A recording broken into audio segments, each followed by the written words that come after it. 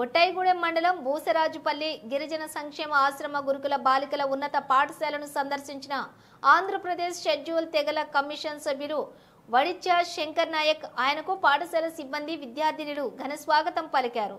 అనంతరం ఆయన విద్యార్థుల విద్యా ప్రమాణాలను పరిశీలించారు. అనంతరం వారితో సమావేశమై సమస్యలను అడిగి తెలుసుకున్నారు. ఈ సందర్భంగా ఆయన మాట్లాడుతూ పేదవాడికి విద్య ఆస్తి అని అన్నారు.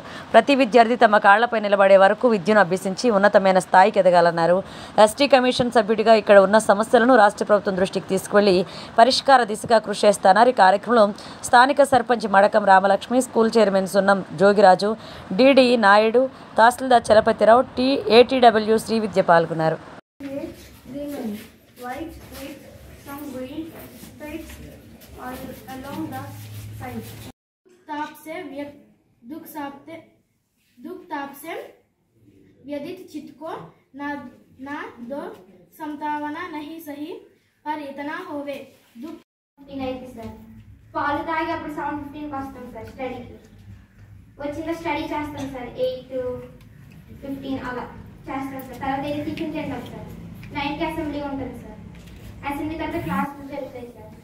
తర్వాత ఆఫ్టర్నూన్. నా పేరు వడిత్య శంకర్ నాయక్. నేను ఏపీ స్టేట్ ఎస్టీ కమిషన్లో గౌరవ సభ్యులుగా ఉన్నాను.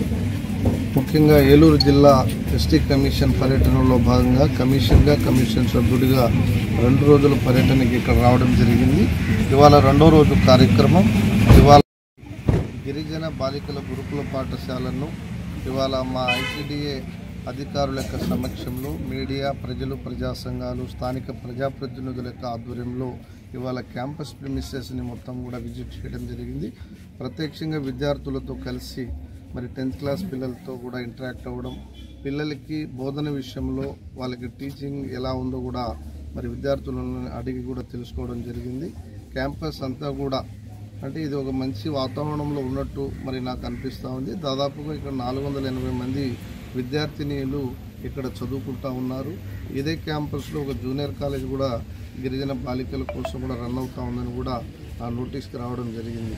మరి విద్యార్థులందరూ కూడా భవిష్యత్తులో వారి యొక్క స్థానాల్లో వాళ్ళు మంచిగా ఉండాలి అంటే అది విద్య ద్వారా మాత్రమే సాధ్యమవుతుంది. కాబట్టి విద్యార్థినులందరూ కూడా ఈ విలువైనటువంటి సమయాన్ని ఎక్కడ కూడా మరి వృధా చేసుకోకుండా వాళ్ళందరూ కూడా ఒక మంచి లక్ష్యాన్ని ఏర్పాటు చేసుకొని ఆ దిశగా ముందుకెళ్లాలని వాళ్ళందరికీ కూడా ఈ సందర్భంగా మోటివేట్ చేయడం జరిగింది.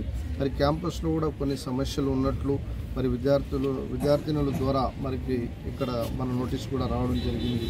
అంటే ఇక్కడ 480 మంది విద్యార్థులు ఉన్నప్పటికీ కూడా క్యాంపస్ కొంత అంటే వాళ్ళందరికీ కూడా పూర్తి స్థాయిలో అది సౌకర్యంగా లేదు. మాకు ఇంకా కొన్ని భవనాలు అంటే డార్మిటరీ పరంగా కావచ్చు, లేదా స్కూల్ పరంగా కావచ్చు, మాకు కొన్ని భవనాలు కావాలని కూడా మన నోటీస్ తీసుకురావడం జరిగింది. ల్యాబ్ని కూడా ఇంకా స్ట్రెంత్